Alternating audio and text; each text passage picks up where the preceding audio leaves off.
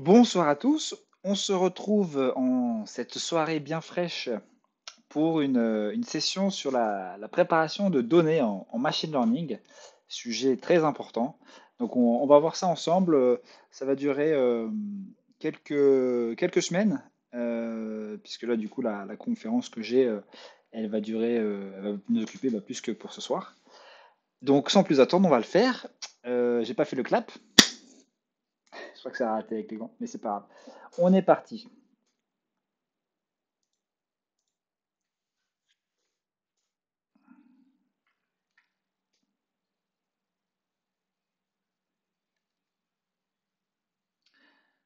Alors, je ne sais pas si vous connaissez ce bonhomme. Si vous faites souvent des recherches autour du machine learning en Python, vous êtes forcément tombé sur son site web, puisque c'est Monsieur Jason Brownlee, la personne qui est derrière le site de machinelearningmastery.com, un site qui regorge énormément de tutoriels et de ressources autour du machine learning, machine learning et deep learning, avec une newsletter et énormément de e-books. Donc son business, c'est principalement la vente de livres, enfin de e-books plutôt.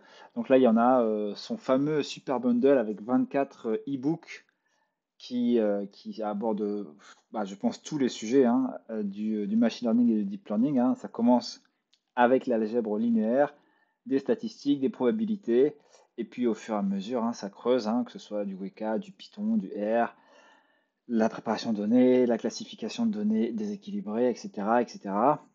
Deep Learning pour le NLP, pour la Computer Vision, pour le traitement de séries temporelles, XGBoost, etc. Plus récemment, l'attention, un livre qu'il a sorti il n'y a pas très longtemps. Donc c'est une mine d'or, et donc chacun des livres, c'est un joli pavé de 400 pages environ. Et en fait, c'est à la lecture de ce livre-là, donc son livre sur la préparation de données, où vraiment je me suis dit, waouh, en fait c'est incroyable, c'est vraiment très riche, très complet, beaucoup d'exemples, beaucoup de code. Je trouve qu'il va dans un bon niveau de précision. Il rentre pas trop dans le détail, mais il explique pour le data scientist ce qui est important de savoir. Et donc en fait, en lisant ça, je me suis dit que j'allais forcément faire des petites slides dessus et le partager.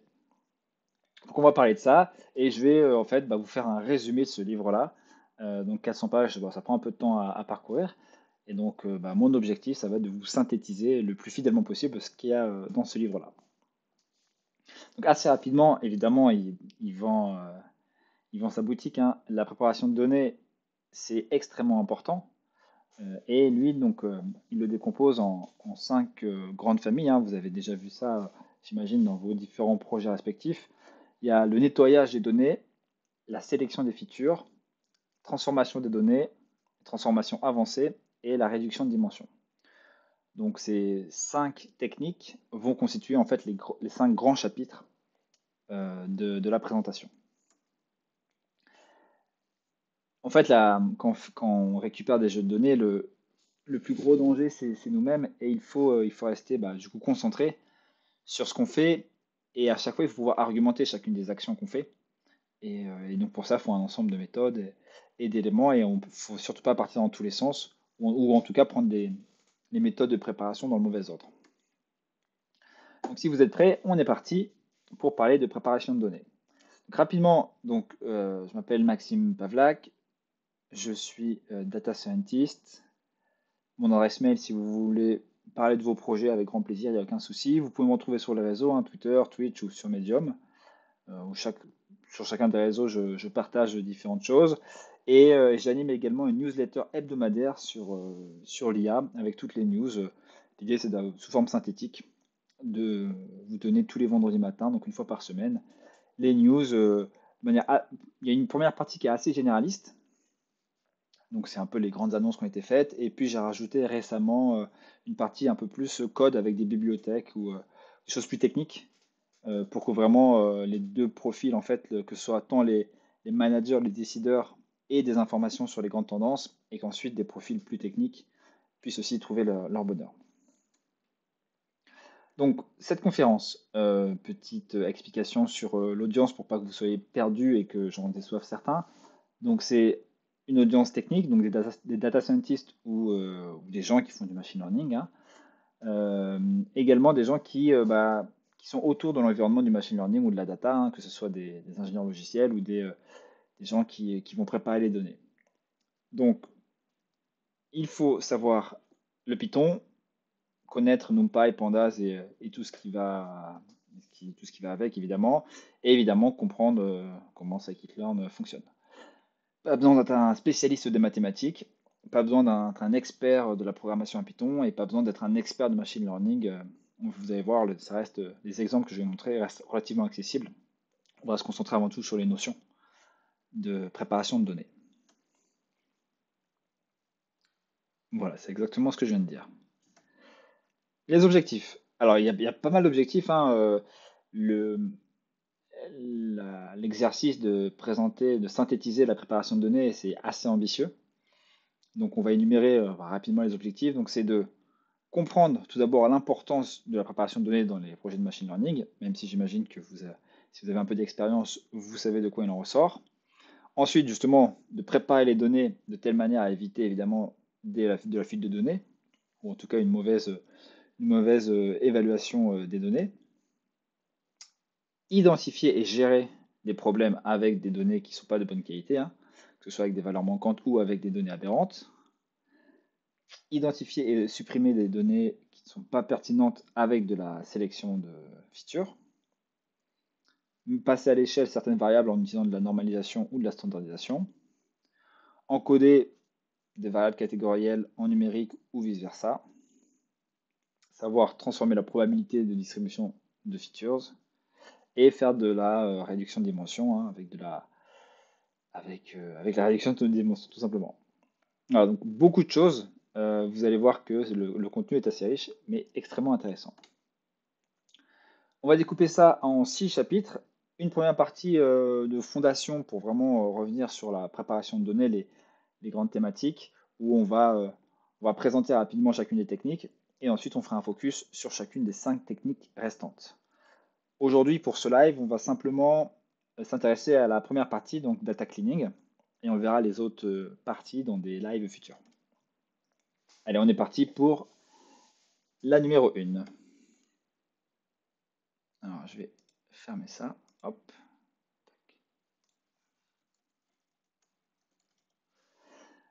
Alors,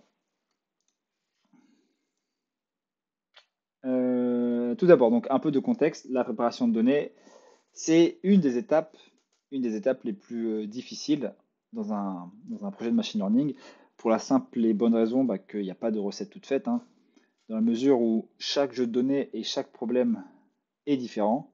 On a une spécificité énorme et donc ça nous empêche de mettre ça dans une moulinette qu'on aurait configurée pour un autre projet et de la faire tourner pour obtenir des données qui sont nickel. Donc c'est ce qui est marqué après. Effectivement, les bonnes features sont uniquement définies selon le modèle et la donnée, et comme il y a une grosse diversité, on peut pas généraliser. Néanmoins, il y a des bonnes pratiques dans tout ça, hein, comme de manière générale en machine learning, et on va pouvoir définir un ensemble de techniques et de sous-tâches qui, euh, qui ont démontré en fait des certaines performances dans certains cas ou dans d'autres. Deuxième point, c'est effectivement d'établir rapidement en fait un modèle de référence, une baseline à partir de laquelle on va pouvoir comparer en fait les conséquences en fait de notre préparation et savoir si on avance dans le bon sens ou si on n'avance pas dans le bon sens.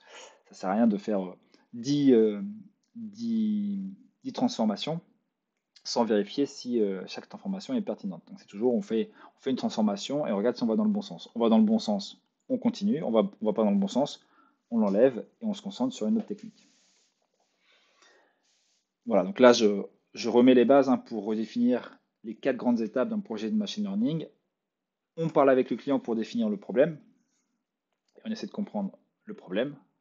Ensuite, deuxième grande étape, on prépare les données. Donc c'est exactement ce qu'on va faire, c'est-à-dire qu'on prend des données brutes qui viennent du métier et on les prépare de la bonne manière pour que le modèle puisse être le plus performant possible. Ensuite, on évalue le modèle et ensuite, on met le modèle en production, on le finalise et tutti quanti. Alors du coup, maintenant, focus sur la deuxième grande partie, hein, la préparation de données, en anglais data wrangling, data cleaning, pre-processing, feature engineering. Voilà, il y a plein de noms qui sont relativement similaires. Euh, Tout ça, c'est la préparation de données. Donc pourquoi il y a cette étape-là, hein, donc ceux qui sont moins habitués, bah, tout simplement parce que de base, les modèles de machine learning sont des algorithmes mathématiques, donc euh, ça ne manipule que des nombres, donc il faut que les données soient sous forme numérique. Il va falloir donc qu'on transforme toutes les chaînes de caractères en, en une, en une forme numérique. Certains algorithmes ont des prérequis en fait sur la forme des données. Ensuite, il y a du bruit statistique ou des données aberrantes qui ont besoin d'être corrigées et d'autres relations qui ne sont pas linéaires qui doivent effectivement être enlevées pour éviter que le modèle puisse s'entraîner correctement. Alors, comment on peut choisir les techniques de préparation de données de manière pertinente? Bon, la première étape, ça va être de beaucoup parler, enfin déjà de récolter les données évidemment, et ensuite de beaucoup parler avec les experts, d'extraire finalement leur connaissance, qui peut être inconsciente, leur intuition. Ensuite de regarder ces données, de voir comment elles ont été aussi collectées, de faire des premières statistiques descriptives pour voir un petit peu les différentes répartitions. Et en fait, rien qu'en observant les données, vous allez voir qu'on va directement pouvoir appliquer des méthodes qu'on va voir. Donc la visualisation va être aussi un élément clé pour choisir la direction la plus efficace au début. Pourquoi c'est si important? Parce que les données, donc premièrement, les données que vous allez récupérer, vous ne savez pas la qualité. Les modèles, on l'a dit, donc ont des prérequis. Et surtout, le but, ça va être de faire en sorte que les données mettent en avant les corrélations entre les différentes features pour prédire la valeur cible.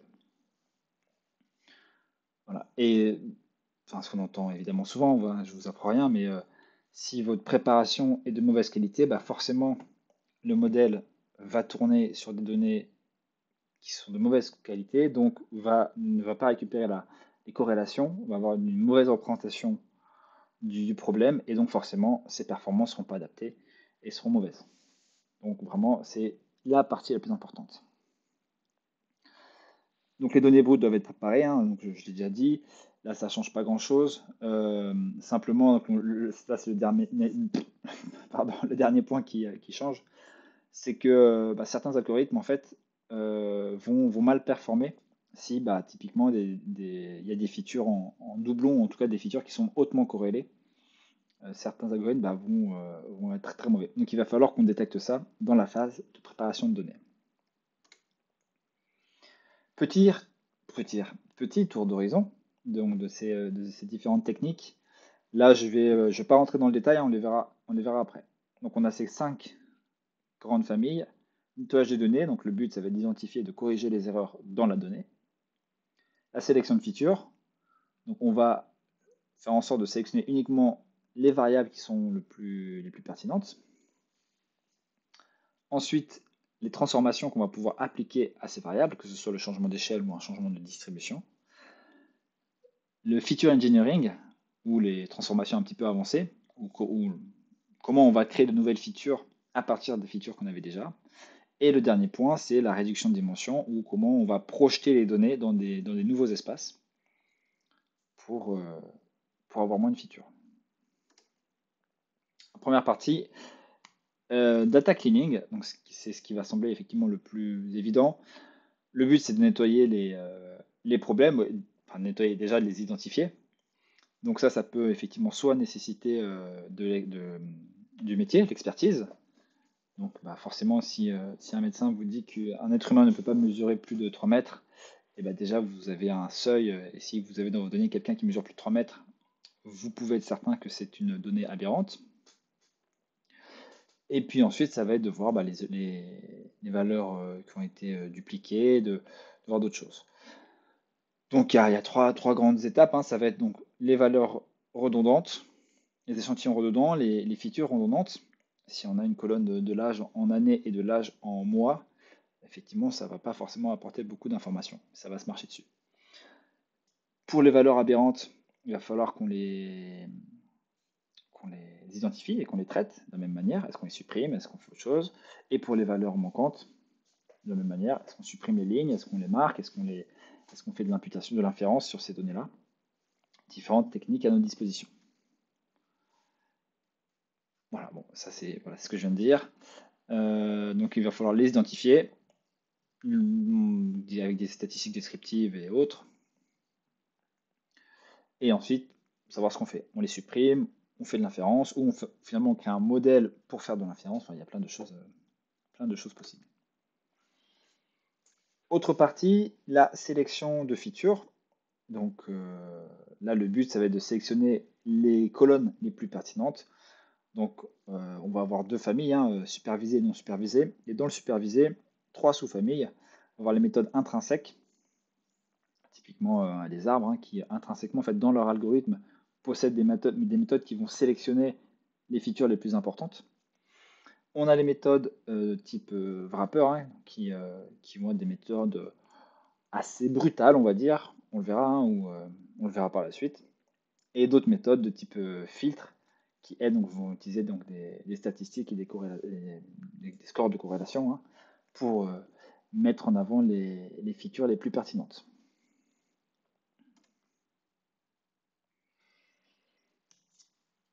En ce qui concerne la transformation de données, donc vous le savez, on a deux grands types de données, hein, les valeurs numériques et les valeurs catégorielles.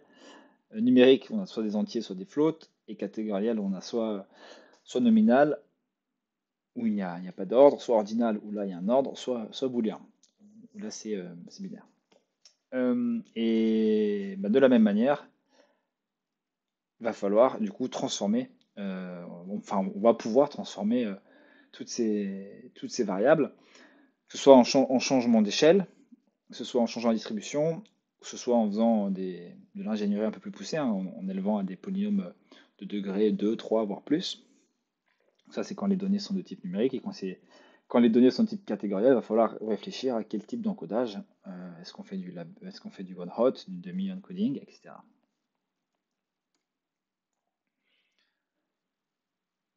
Donc voilà, un petit résumé de ce que je viens de dire. Donc, ou de la même manière, on peut passer de numérique à catégoriel, hein, en faisant de la discrétisation. Enfin, catégoriel de manière ordinale, pardon.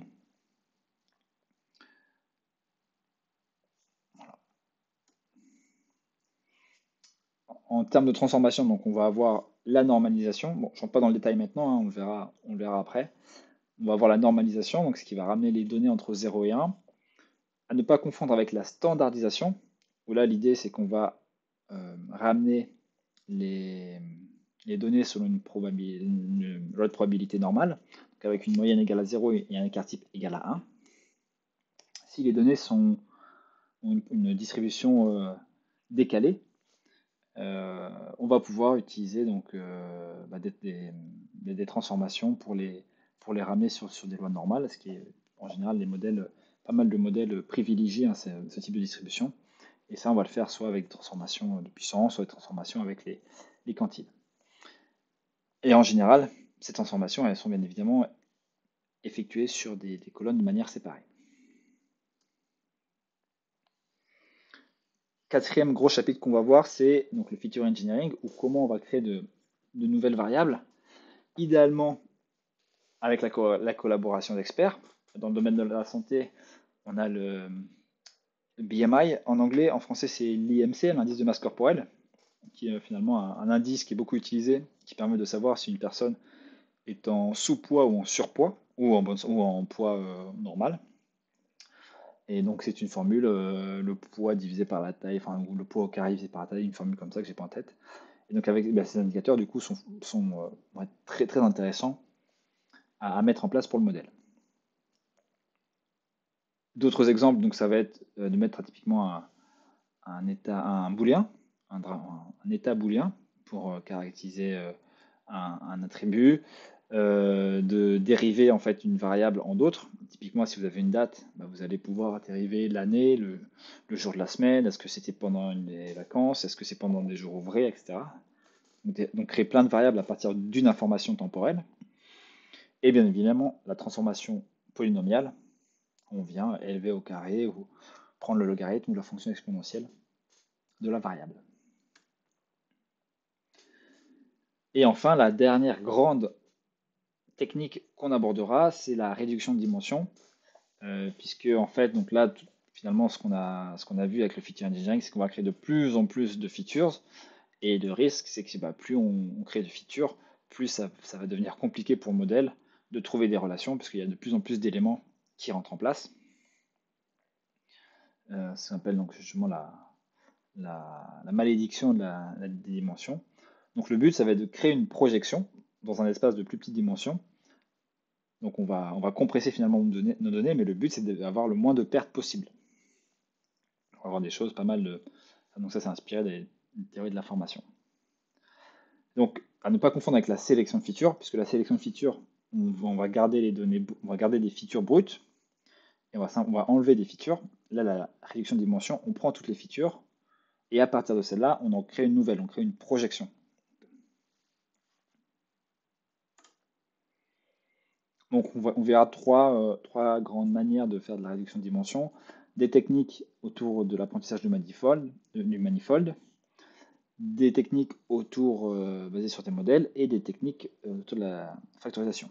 Vous avez sûrement déjà entendu parler du PCA ou du TSNI. PCA, donc ACP, analyse en composantes principales, qui est vraiment la plus courante, et TSNI, qui est très utilisé pour représenter les données dans des espaces 2D ou 3D, donc pour des visualisations graphiques. Tout ce qu'on va voir, il va falloir le faire de manière intelligente pour éviter les fuites de données.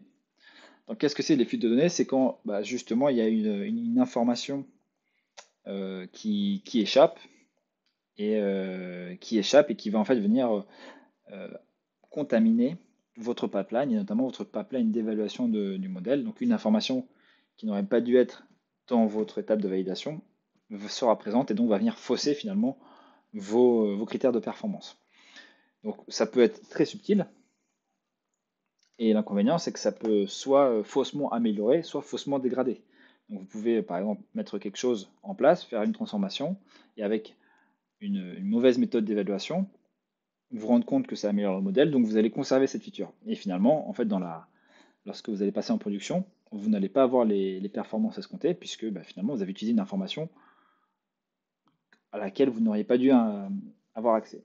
Ou à l'inverse, vous allez faire une transformation, la transformation va avoir un effet, vous allez mesurer dans votre système d'évaluation, ça va avoir un effet négatif, alors que peut-être ça aurait pu avoir un effet positif sur le modèle. Bon, c'est un peu plus rare ce cas-là, mais bon, ça pourrait arriver. Donc, l'idée clé, c'est que la préparation de données doit être faite uniquement sur le jeu de données. Et donc, ça peut paraître simple, mais vous allez voir que finalement, avec des pipelines ou avec la cross-validation, on a vite fait de ne pas bien séparer nos données. Donc, comme d'habitude, de manière générale, première chose qu'on fait, on prend nos données, on sépare, et on met le jeu de validation, le jeu de test le plus lent possible, et ensuite on se concentre uniquement sur le jeu de training. Donc, une préparation naïve. On génère donc aléatoirement donc X et Y. Donc X c'est nos features.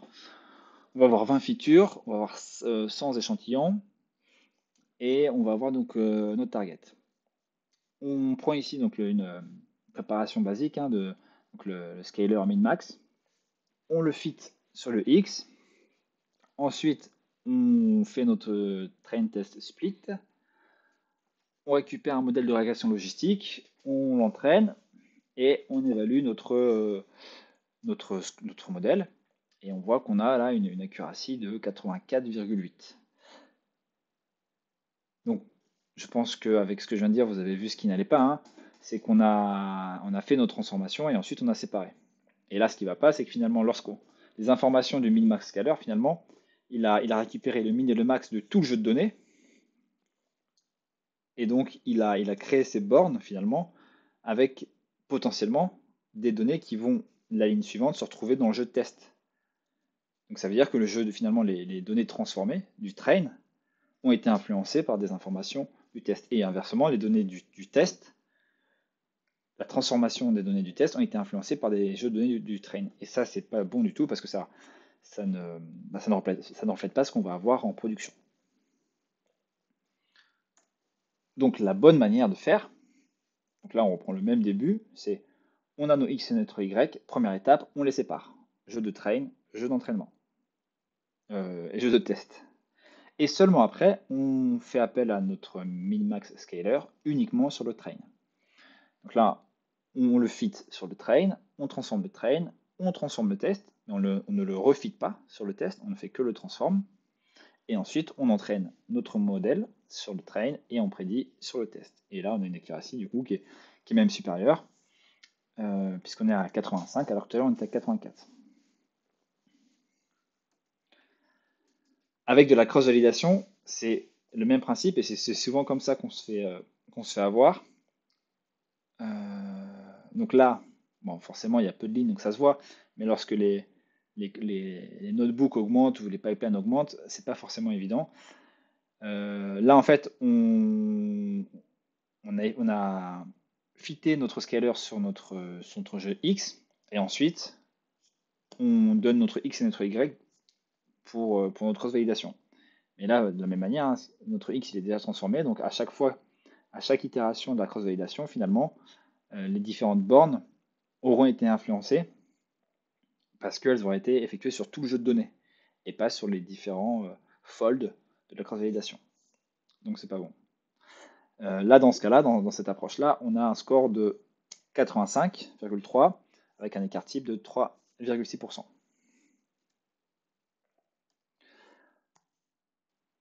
La bonne manière de faire, donc, bon, c'est justement d'utiliser l'outil pipeline, donc de mettre le scaler et le modèle dans un pipeline, et ensuite on donne à la cross-validation, non pas ce qu'on avait mis avant uniquement le modèle, mais tout le pipeline pour que à chaque étape, il fasse les différentes transformations.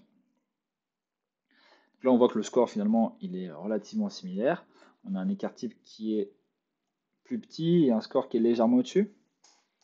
Voilà. Donc ça, c'est la bonne manière de faire.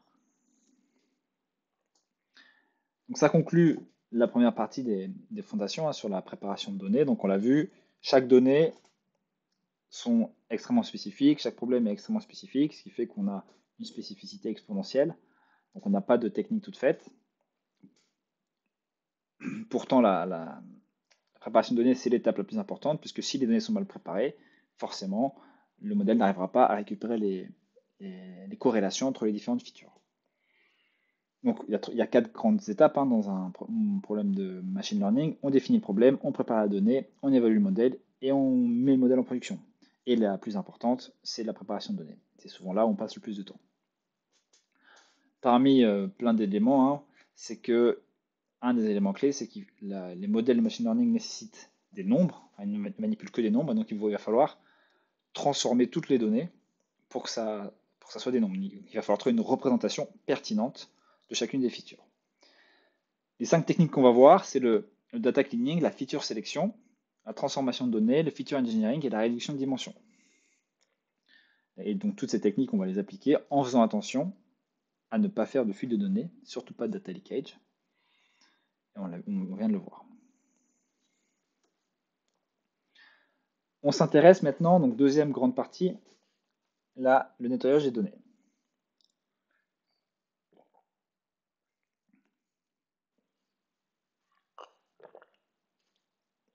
Alors on commence en douceur.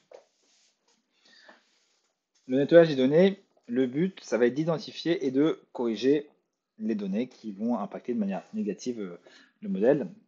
J'enfonce des portes entrouvertes. Et évidemment, ça va dépendre de chaque problème. Et souvent, ça va être à vous de déterminer les différents seuils pour considérer qu'une valeur est correcte ou pas.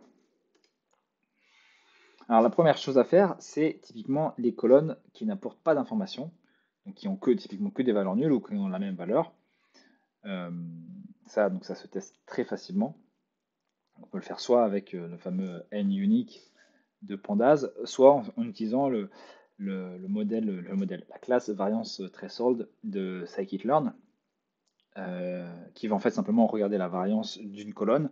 Et donc, si une colonne a 0 de variance, ça veut dire qu'elle a tout le temps la même valeur. Il n'y a pas de variance dans cette feature. Donc, elle va supprimer la donnée, supprimer la colonne.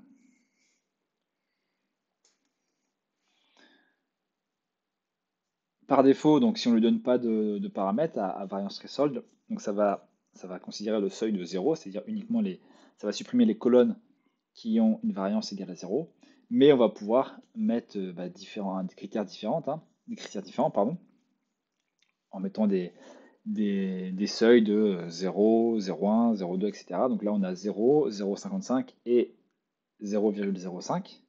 Et donc à chaque fois, pour ces différents seuils, ça va supprimer les différents... pardon, là on a une liste de 0 de 0% à 55% de variance, avec un pas de 5%. Et on va tester, pour chacune des valeurs générées, le nombre de features qu'on a conservé à la fin. Donc on obtient ça. Donc au début, lorsqu'on supprime uniquement les colonnes qui n'ont qu'une seule valeur, pardon, on a 48 features. Et puis au fur et à mesure, on augmente. 5%, on est à 37 features. À 15, on est à 35. À 0,2 aussi, on reste à 35 longtemps. Donc là, il n'y a aucune feature qui est éliminée. Et puis ensuite, quand on passe à 50%, on passe à 32 ou 31 environ. Donc voilà, donc on voit qu'on est quand même passé, bon, on perd un tiers des features. Autre cas possible, c'est les données dupliquées. Et donc le risque, c'est que ces données dupliquées elles soient séparées entre le jeu d'entraînement et le jeu de test. Donc on va faire de la déduplication, de la détection de doublons. Pour ça, rien de plus simple, directement, vous prenez vos data frames et vous lui appliquez la méthode duplicated. Et ça va vous renvoyer un masque avec les lignes qui sont dupliquées. Le plus simple pour les supprimer, drop underscore duplicate. Ça fonctionne très bien.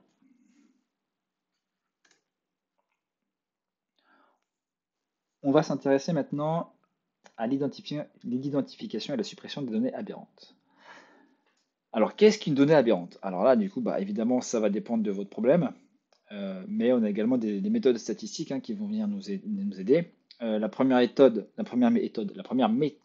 on va se baser sur l'écart type. Donc, en supposant que la distribution de probabilité est normale et gaussienne, à vous de déterminer finalement le seuil à partir duquel une donnée est aberrante. Si vous considérez qu'au-delà de un écart type, la donnée est aberrante, vous allez vous retrouver avec environ 68% des données initiales, 2 écarts types 95 et 3 écarts types 99%. Donc par défaut, c'est 3 écarts types, puisqu'on conserve 99% des données, mais là encore une fois, ça va être à vous de décider.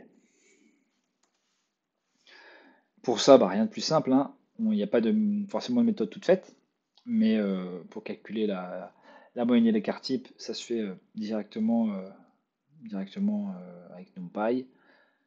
Le cutoff pour définir le seuil à partir duquel on va considérer qu'une donnée est aberrante. On va définir nos masques et on va faire notre sélection pour identifier nos outliers. Et ensuite, dans notre dernière variable, on va avoir notre jeu de données sans les outliers. Deuxième méthode, donc la méthode donc, de l'écart interquantile, donc IQR pour les intimes. Donc là, c'est plus facile à voir avec la fameuse représentation en boîte à moustache. Donc on a la boîte à moustache. La boîte à moustache, je rappelle, c'est entre le quartile 1 et le quartile 3. On a la médiane. Et en fait, la distance entre Q1 et Q2, c'est le fameux IQR. Et en général, on va définir ces fameuses moustaches comme à la moustache inférieure Q1 moins 1,5 fois cet écart interquantile et la moustache supérieure Q3 plus 1,5 fois l'écart interquantile. Et au-delà de ces moustaches, par le bas ou par le haut, on considère que c'est des valeurs aberrantes. Donc, en général, la valeur commune, c'est 1,5, le facteur, mais en fait, libre à vous en fonction aussi de l'adapter par rapport à votre problème. Et donc, avec cette représentation, IQR finalement, ça représente 50% des données, puisqu'on a de Q1 à Q3, donc ça fait 50%. Jusqu'à la moustache supérieure, vous récupérez 25%, 24,6%. De la même chose de l'autre côté. Et donc là, finalement, avec ça, vous conservez finalement plus de 99% des données. 99,3 si mon calcul mental est bon. Pour ce faire, comme tout à l'heure, on utilise les outils qu'on a à notre disposition avec NumPy. Percentile, pour récupérer Q1, on récupère Q3, on calcule l'IQR. Ensuite, on définit notre seuil, donc 1,5 fois l'IQR. On définit les deux bornes de nos moustaches. On identifie donc nos outliers qui correspondent à ça.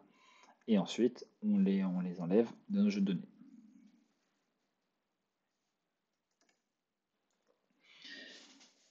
Je viens de vous présenter donc, des méthodes qui utilisent les statistiques. Là, on va voir d'autres méthodes, donc ce qu'on appelle la détection automatique des outliers. Et l'idée, c'est d'attribuer.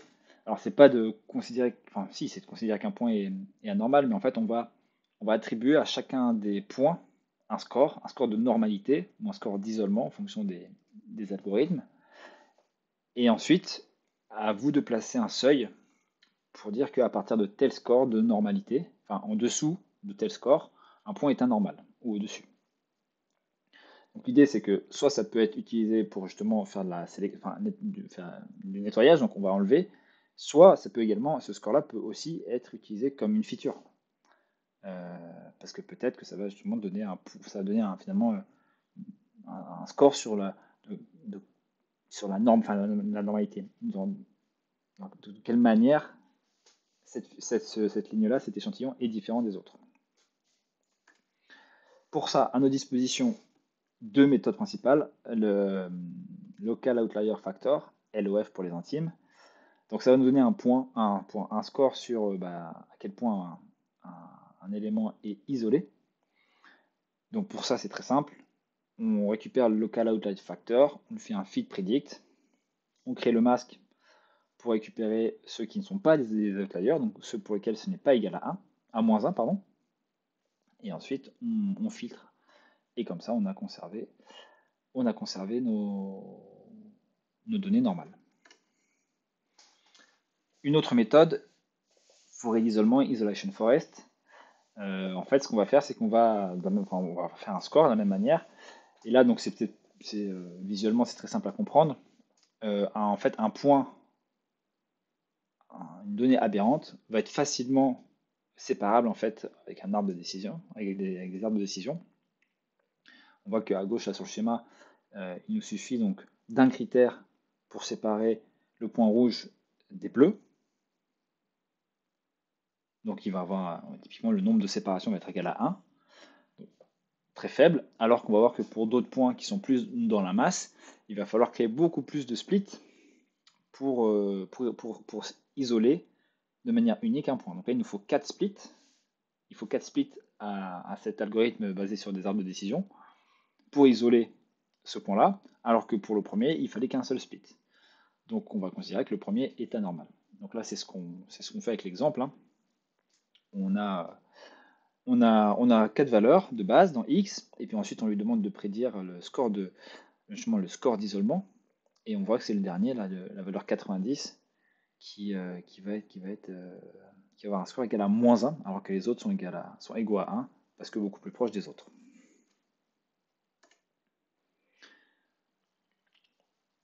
On vient de voir du coup les données aberrantes et les données le nettoyage basique, pardon. Maintenant, on va voir comment gérer les données manquantes. Alors, les données manquantes, ça peut venir d'énormément de sources, soit un bug lors de la pipeline, soit une erreur de saisie. Voilà, ça peut vraiment venir de beaucoup d'endroits. L'inconvénient, c'est que Très peu d'algorithmes gèrent nativement les données manquantes. Et donc souvent, si vous avez des données manquantes, vous allez avoir une erreur lors de l'entraînement de votre modèle. Mais l'approche la plus simple, c'est de prendre la tronçonneuse et de les enlever, de les couper avec le fameux drop and nail qui va enlever toutes les lignes qui contiennent au moins une donnée manquante. L'inconvénient avec cette méthode, c'est que si on a beaucoup de données manquantes, on va perdre énormément de données. Et donc le but, ça va être de trouver l'alternative qui est forcément donc de remplacer ces données manquantes par une valeur non manquante. Et la première approche, c'est donc là, utiliser des méthodes statistiques pour remplacer ces données manquantes. Donc, à notre disposition, on peut mettre une valeur, on peut estimer une valeur à partir de celles qui sont présentes. On peut utiliser la moyenne, la médiane, le mode ou une valeur constante qu'on a déjà, qu'on fixe de manière arbitraire. Pour ça, l'objet Simple Imputer, avec comme attribut la stratégie de remplacement, justement. Donc là, on va remplacer par la moyenne. Et donc notre variable xtrans ne va plus contenir de valeur manquante. Et à la place, ça aura été remplacé par la moyenne. La question, c'est quelle méthode choisir? Pourquoi est-ce que la méthode de la moyenne est la meilleure? Le plus simple, c'est de tester. Et donc pour ça, on fait un pipeline. On va venir itérer sur les différentes stratégies. Donc là, on a notre simple imputer suivi d'une random forest. Et on va afficher les différents scores. Et on obtient ça à la fin. Donc on voit que c'est relativement proche, mais que finalement, c'est la méthode de la valeur constante qui offre un score légèrement supérieur aux autres. Donc c'est le triangle vert, la moyenne des scores. Et d'autant plus que l'écart interquantile est plus petit que les autres, donc ce qui prouve que le modèle a eu moins de variance, à moins de variance. Donc dans ce cas-là, on va choisir plutôt la constante. On peut faire de l'imputation avec le KNN tout simplement. Donc le but, c'est qu'on va entraîner un premier modèle qui va se spécialiser sur remplacer les valeurs manquantes en allant chercher le plus proche voisin. Pour ça, on prend l'objet KNN Imputer, on le fit et on transforme. Rien de sorcier. Et la même question, quelle valeur de K est la plus adaptée? On teste tout simplement. Là, on a testé donc différentes valeurs de 1 à 21. Et on voit que donc, la moyenne, elle est la plus élevée donc, pour la valeur numéro 5. On est à 0,869. Et de la même manière, l'écart type, c'est le plus réduit puisqu'on a 0,051. Là, dans ce cas-là, on va privilégier, pour ce problème-là, on va privilégier K égale à 5. Et enfin, dernière méthode, l'imputation itérative. Donc là, l'idée, c'est qu'en fait, on va prendre chaque feature et on va transformer chacune des features comme une fonction des autres features pour remplacer les valeurs manquantes. Donc c'est aussi appelé FCS pour Fully Conditional Specification ou MICE pour Multivariate Imputation by Chain Equations. Souvent, par mesure de simplicité et pour éviter des traitements qui sont trop lourds, on se limite à des méthodes linéaires. Et par défaut, en tout cas dans ce qu'on va utiliser par la suite, c'est qu'on va prendre la feature avec on va commencer par la feature avec le moins de données manquantes pour aller ensuite jusqu'à la feature avec le plus de données manquantes. Dans cette kit-là, on a donc le iterative imputer qu'on peut utiliser, on fait .fit et ça transforme. Donc là, par défaut, si on ne précise rien d'autre, c'est utilise un Bayesian ridge dans l'ordre ascendant, donc celui avec le moins de valeurs manquantes jusqu'au plus de données manquantes. Et on prend toutes les features à chaque fois. Et en fait, par défaut, les valeurs manquantes, il va les remplacer lors de la première itération par la moyenne, il me semble. Mais tout ça, c'est paramétrable. Donc, un des hyperparamètres de ce imputer, c'est l'ordre dans lequel on va traiter les features. On a ascending, descending, roman, arabic, random. Je ne suis pas en mesure de vous dire ce que ça fait roman et arabique, mais c'est forcément indiqué dans la documentation. Et là, on voit les différents scores, les moyennes des scores et des écarts types après une cross-validation. Et donc là, on voit que finalement, bah, c'est la stratégie Roman, 88%, avec bon, pour le coup, c'est l'écart type le plus élevé, mais c'est le Roman qui a le score le plus élevé. Donc on aurait tendance à privilégier cette approche. Autre question, c'est le nombre d'itérations, puisque en fait, euh, on ne fait pas qu'une seule fois. C'est-à-dire on va faire un premier tour, on prend la feature, on prend la première feature avec le moins de données manquantes, on fait une combinaison linéaire pour calculer cette donnée manquante, et puis ensuite, on refait un tour, puisque les autres colonnes ont potentiellement eu des données manquantes qu'on a remplacées par la moyenne par défaut. Et donc le but, c'est qu'on fasse un certain nombre d'itérations pour améliorer justement cette imputation itérative. D'où le nom.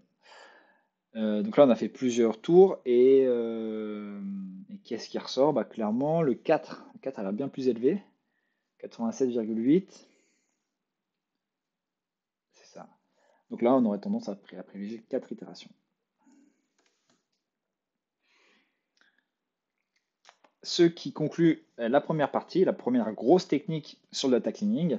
Donc pour résumer tout ce qu'on a vu, première approche basique, on traite les colonnes qui n'ont pas de variance avec variance threshold et on traite les données dupliquées en les supprimant évidemment. Deuxième partie, on gère les outliers, donc différentes méthodes à notre disposition, avec soit pour les distributions gaussiennes l'écart type, ou avec la méthode de l'IQR, pardon. Troisième sous-méthode, lui calculer un score, que ce soit avec le LOF ou les Isolation Forest. Je me rends compte qu'il y a plusieurs fautes. Troisième nettoyage pour les données manquantes. On prend la tronçonneuse, on fait drop and A, on s'embête pas, on passe à la suite, merci madame, on va laisser peser. Sinon de l'imputation, et là, soit de l'imputation à partir de statistiques, soit à partir d'un modèle de KNN, soit à partir d'une approche itérative. À chaque fois, il faudra tester, voir la méthode forcément la plus appropriée. Ceci conclut ce premier live, qui aura duré 3 quarts d'heure, parfait. Donc, pour résumer, on a vu que la préparation de données, ce n'était pas quelque chose d'évident, puisque chaque problème de machine learning est extrêmement spécifique, donc on n'a pas de recette toute faite, on va avoir une boîte à outils extrêmement vaste, et ça va être à nous d'aller piocher, d'aller tester de manière empirique les différentes méthodes. On ne les teste pas n'importe comment, on fait attention à la fuite de données, et on se concentre uniquement sur l'entraînement. Les techniques à notre disposition, on a donc tout ce qui est data cleaning, ce qu'on a vu aujourd'hui. On verra les prochaines fois donc la sélection de futurs, les transformations de données, le feature engineering et la réduction de dimensions. Et aujourd'hui, on a vu le data cleaning avec des approches basiques sur les outliers et sur les données manquantes. Je vous remercie, j'espère que vous avez appris des choses. Moi, j'ai appris beaucoup de choses en lisant et en revenant dessus ensuite pendant la préparation de ce live. Donc, je vous souhaite une bonne soirée et je vous dis à bientôt. Salut!